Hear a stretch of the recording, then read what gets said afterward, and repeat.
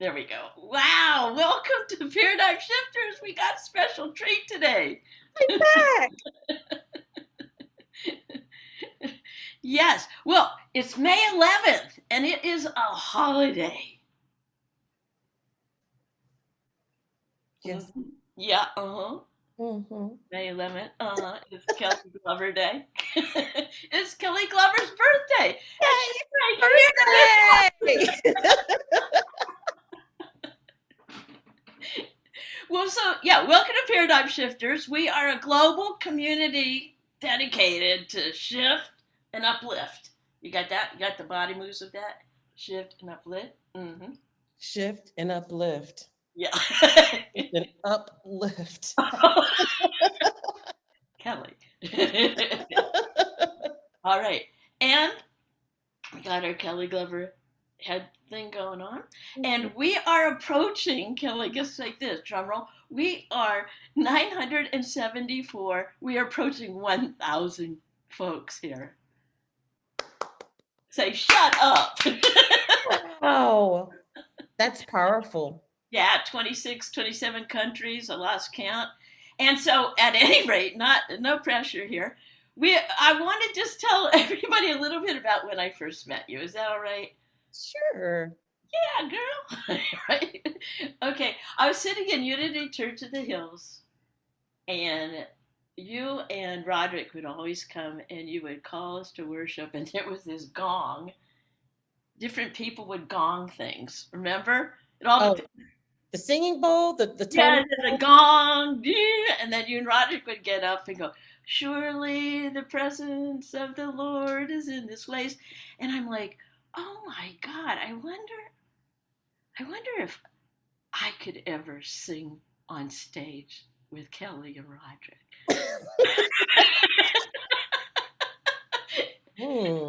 Hmm. And guess what? I actually did, and Yes, it you was so did. fun many years. So, and with any of that, welcome back to Paradigm Shifters. I know you've changed so much. Um, I know this has been quite an adventure for you since the last time. And I'm so looking forward to what you're doing now. You let me know when you want me to screen share and just go ahead. I'm just going to take myself off here and go for it. It's all yours, Kelly. Okay. Well, first, Judy, I want to thank you because, gosh, I don't even remember how many years ago this was, but I remember doing an exercise with you when I was first starting to form my You Better Sing business. And you helped me to imagine myself in the future. We went into we did an exercise, we went into the future, and I talked about how my company is international and it inspires and empowers youth all around the world using music as a tool to heal, inspire, and transform lives. And we introduced ourselves to each other that way as our future selves, and it actually happened. It actually manifested. You were one of the people who helped me to co-create that, and you gifted me with a book called The Go Giver. I will never forget that. And you had a secret surprise in the middle of that book that I'll just keep between us. But that that exercise, I ended up doing that exercise two different times, once with you and once with Lillian Desjardins. And the two of you are like, you helped me to reinvent myself during a time where I was losing my identity, because my identity was as a singer. I mean, that's all I had ever done. I was a singer and a music educator. And with not knowing that I had Lyme disease at the time, my singing voice was fading away. My whole body was like being slowly eaten away, different parts of my body. It was a scary time of my life. But you helped me to see that my identity is not my identity is not what I do necessarily for a living. it's just how I serve the world. And you help me to reimagine myself serving the world in other ways. So I want to thank you. And that helps to lead me to where I am today, getting my PhD in school improvement. I'm Whoa. still doing um, music, but in a different way. I'm using music to help redesign how or reimagine to help reimagine how music is taught in schools, not not being taught from a white colonizer's point of view, but from the cultural wealth of everyone, not just Europeans, but people of African descent, Latino descent, Asian descent, indigenous to the Americas descent, um, to make it all encompassing for everyone and to use music as a tool for equity and social justice. So I'm putting all of that together as I'm working on my dissertation and learning about things like ontology, epistemology, conceptual frameworks, and theoretical frameworks. I mean, been blown this semester. It's just my first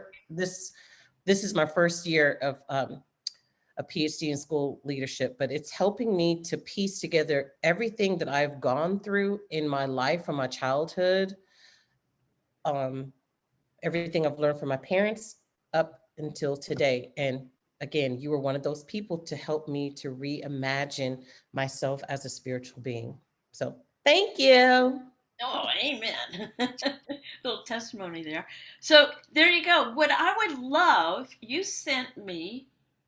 Is it okay if I go to the PowerPoint and you explain your PowerPoint? Sure. Are we good? Okay, watch this techie stuff. Let's see. How's that? Oh, wait. Let's go like here. All right, so welcome to Kelley Glover Paradigm Shifters. Okay, and here you go. All right, so go for it. Okay. So this is uh, a symbolic, a visual representation of what's called my theoretical framework. So, when you're in school getting your PhD, you learn about how you are addressing a problem, how you're filling a gap, and what that filling of the gap looks like. So, my study right now, and this is just my first year, so this may end up changing, but right now, what I'm studying is the title of my dissertation is I Too Sing America, which is a poem by Langston Hughes. And it was eventually turned into a song by a Black classical female composer that I sung on my senior recital when I was at Howard University, but I digress. So I Too Sing America, that's fully loaded for me. A heuristic inquiry. So a heuristic inquiry means that you are interviewing different people studying a specific phenomena. And so it's heuristic because I am in the study as well. And the phenomena I'm studying is Black female music educator experiences in academia, so in universities, and how they use their cultural wealth, how they use their Black American music experiences to liberate education, not just music education, but education in general. So I'm collecting, in layman's terms, I'm collecting the stories of Black female educators who've become national and international leaders, not just in music, but in creating safe places, for example, in Nigeria, girls who've been affected by women, girls, and children who were negatively affected by the Boko Haram crisis. One of the people I'm interviewing, she's a CNN hero. Her name is Yuandi Austin. Um, she got a Barack Obama Lifetime Achievement Award. Just has done phenomenal work in Africa, hands-on work in Africa.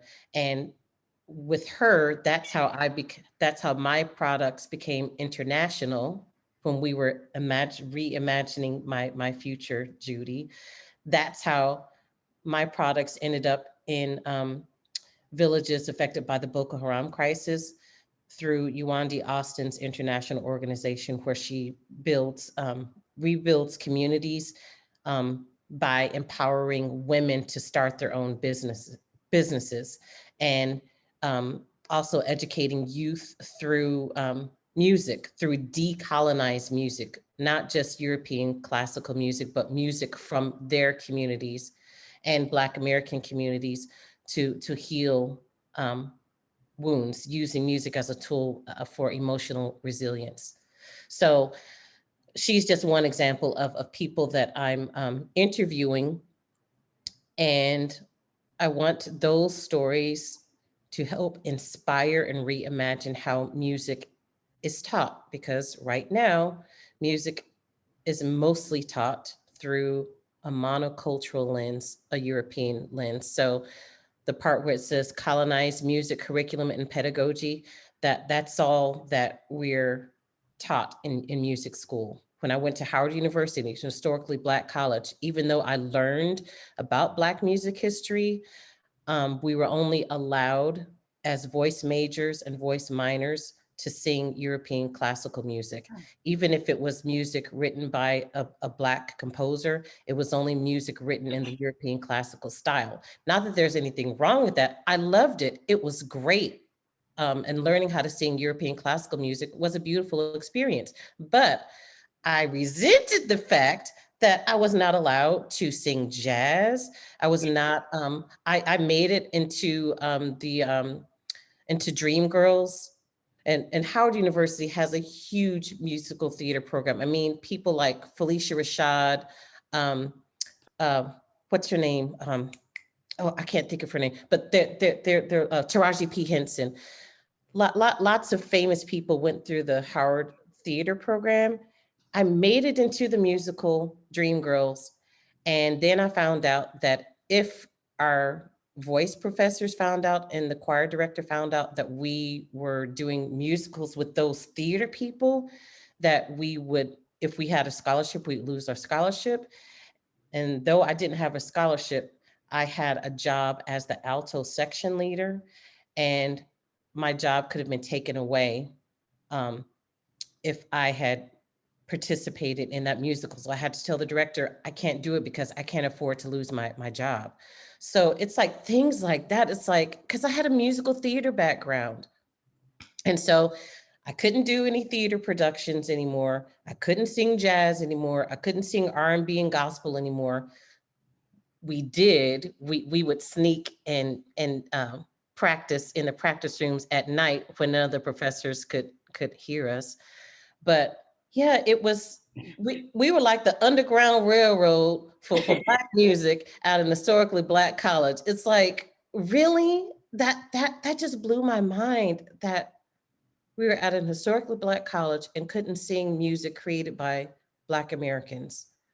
So yeah, so I did a study on Oh, that. yeah, you're on fire now. And Yeah, it's so, isn't it funny how like our greatest resistance, right, is our greatest strength now that you're breaking right. loose.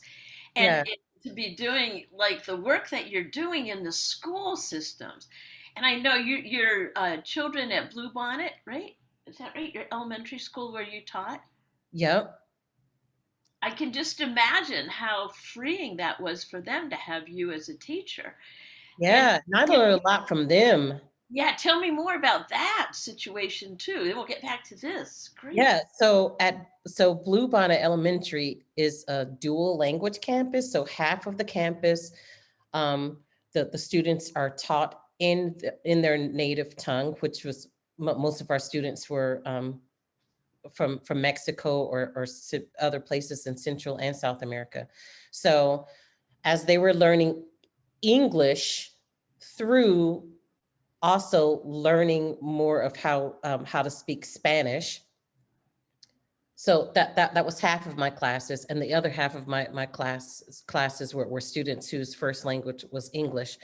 So I had my students from Mexico, for example, teach me songs from their culture. So I didn't use the textbooks, because to me, you're supposed to mirror what the cultural wealth of the students who come to you. So I spent time learning music from the Latinx culture, and the kids loved it because they saw themselves reflected in it. I taught them how to sing it better because um, parents wouldn't necessarily know how to sing it well. So I taught them how to sing their songs really, really well, and taught them dances and everything to it. And we performed them in concerts. And the parents really, really appreciated that. Like there's a song I'd never heard of called El Burrito Sabanero. It's a song that's sung at Christmas time. And this song is rocking. And it's an Afro-Caribbean song. It's actually South American, but children, all of Latinx children all over the world sing it. And so it has a very African influence to it because it's South American, that has a lot of African rhythms to it.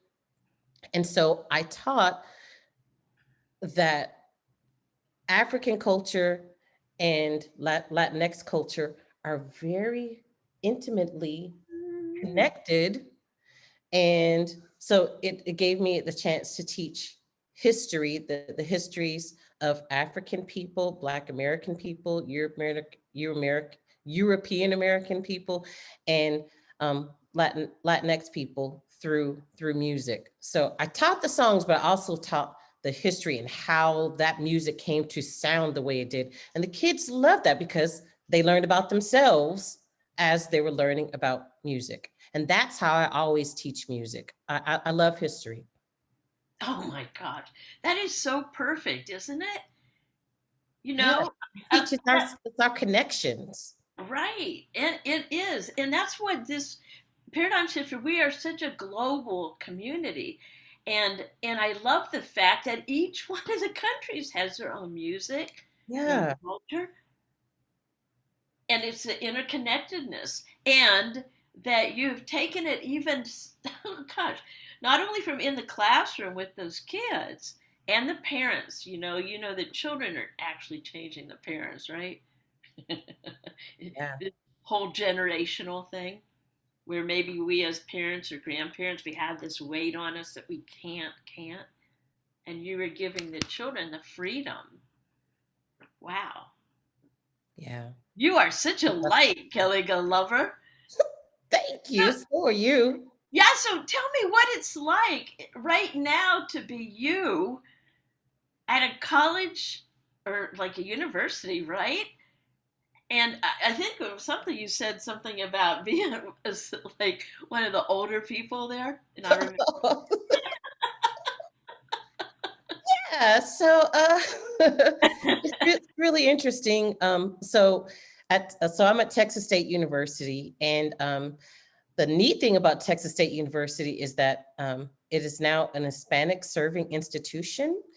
And because it's an Hispanic serving institution, we have more and more professors of color.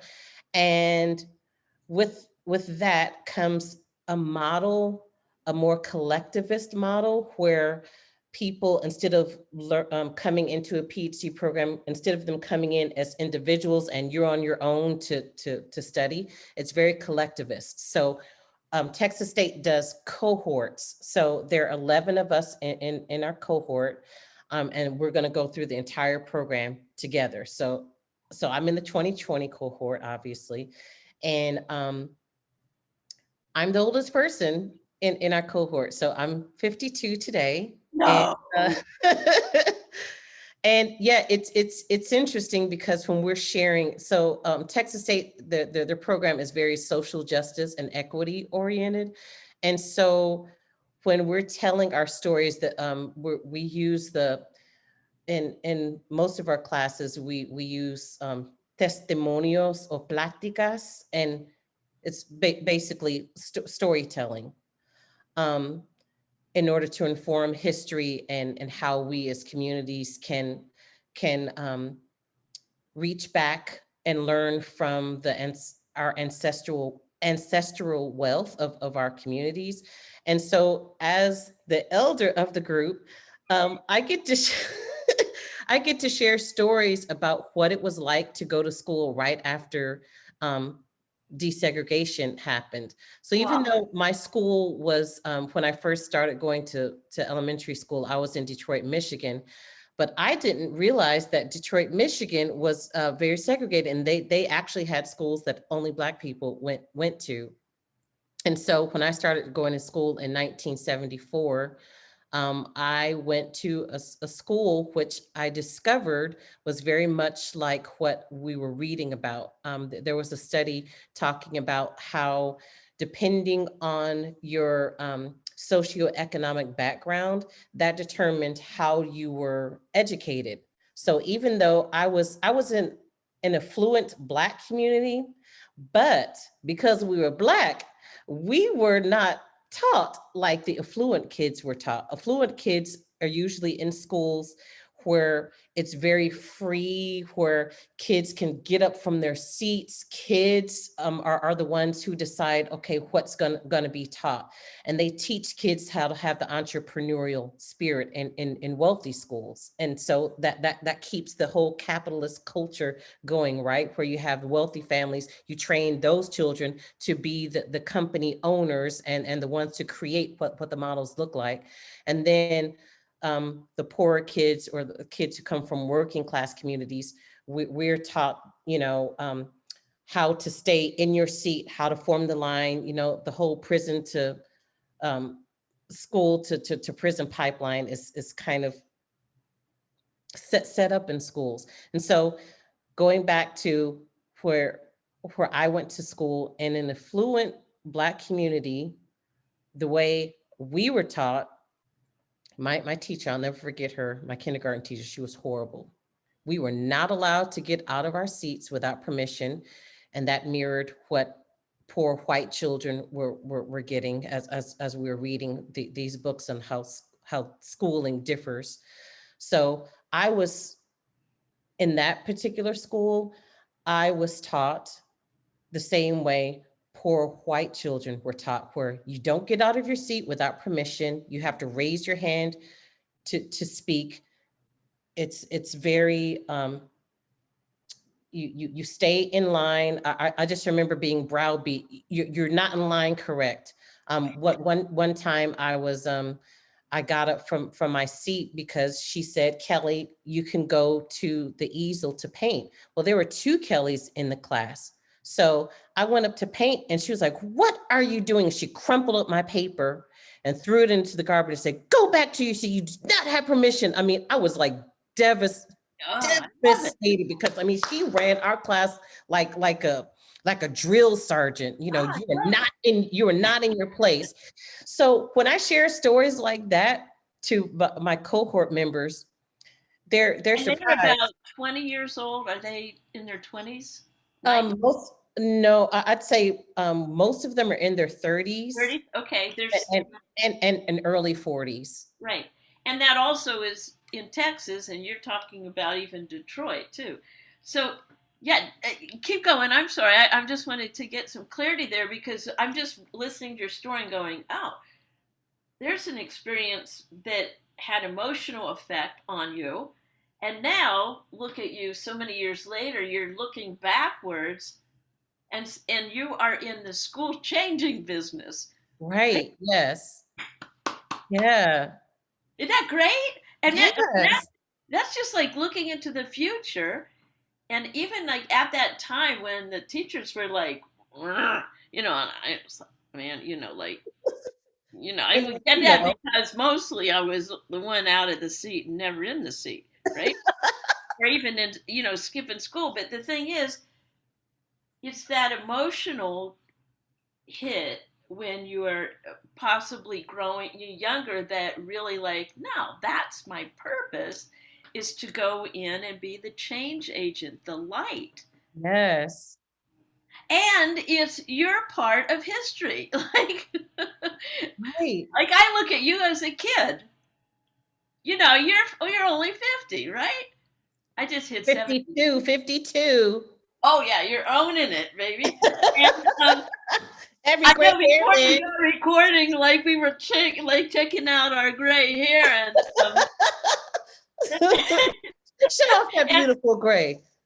no, yeah, no, I can't do that. But anyway, I'm just saying that like part of this whole thing with the shift is that it's intergenerational. It's Yes. healing intergenerational. And for me, it had, I still do, going back with a kind glance to the past and thanking it because now that I'm doing it here, right now, we're talking about being in the present moment. Mm-hmm. We get to, because we're still alive, Right. we get to be change agents. Yes. So, what Exactly. is it that you would um, like? Tell me like a vision for like for the schools. Say it's like tell me your ideal vision for schools, and guess what? You're going to be saying it to all our paradigm shifters, and guess what? We also are change agents. So tell us your vision for the ideal classroom or school, please. Yeah. So okay. So we've been studying Freire, um, who was a an educator, philosopher in Brazil, and he envisioned a school communities where you are bringing in people from the community to help educate the community. So it's not coming from the teacher teaching everyone else. You're bringing in the whole community. You're bringing in elders. You're bringing in um, experts in the community to help inform. Um, it's communal. It's not it's not something that comes from just one source. It's basically education comes from the wealth of the community, and that's what I'd like to see more of. And then when you're learning history, you're not just learning history from one point of view, and Mm. then you get the whole picture. You're not just learning music from one point of view.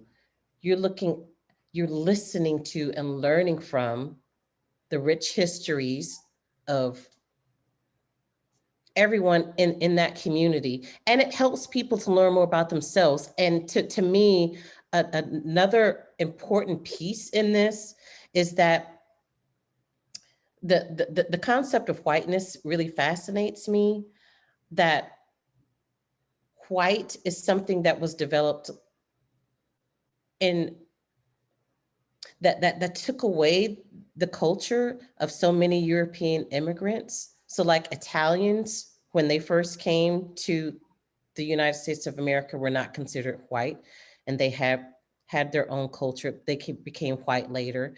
Germans became white later. Irish people became white later. And as a result, becoming white meant giving up your ethnicity. And so I find that a lot of white people and a lot of white educators, whenever we're having these kinds of discussions about how to reimagine education, they say that they don't have a culture. And that's not true. Everyone has a culture, but because of giving up their ethnicity to become white Americans, they think they don't have a culture. And so to me, their stories need to be told too, of how they lost their identities, that their ethnic identities, to become white, and how that still affects everyone. And we can piece together all of our cultural richness together. It doesn't have to be white people being afraid of losing, being white. You will not erase us. Well, guess what? You were erased. You were erased. So many people were erased for something that's not even. real. Look, this whole concept of race. So I would love for us to have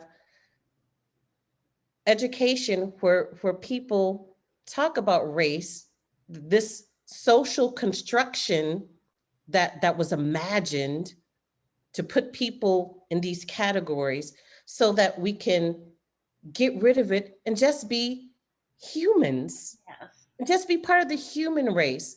But in order to get there, we have to look at how it came to be so that we can deconstruct it, so that we can reconstruct for humanity, I not love it. for some Yeah. constructed thing to create hierarchies. Yeah. I love it. We're Reconstruction era. Yeah, Well, yes.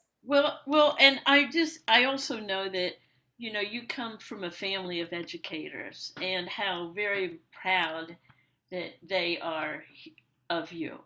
I just wanted to put that out there, since um, it comes, that curiosity comes from your ancestors as well. Yes, To put some definitely. hugs around you this weekend, and just for this part, yeah.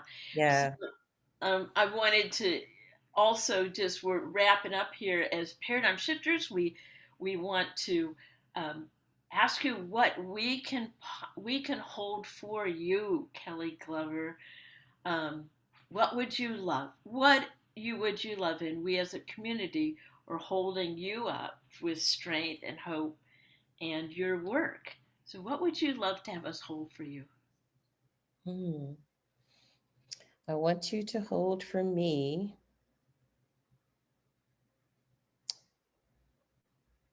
that all of humanity has the courage to be vulnerable enough to release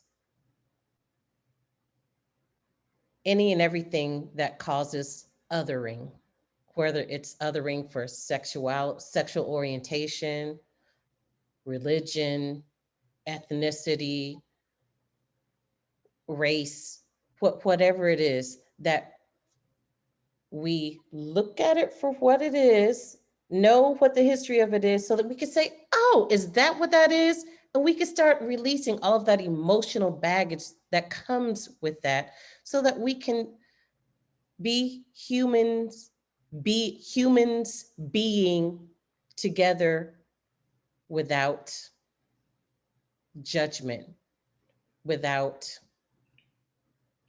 attachments to othering others in order to feel better.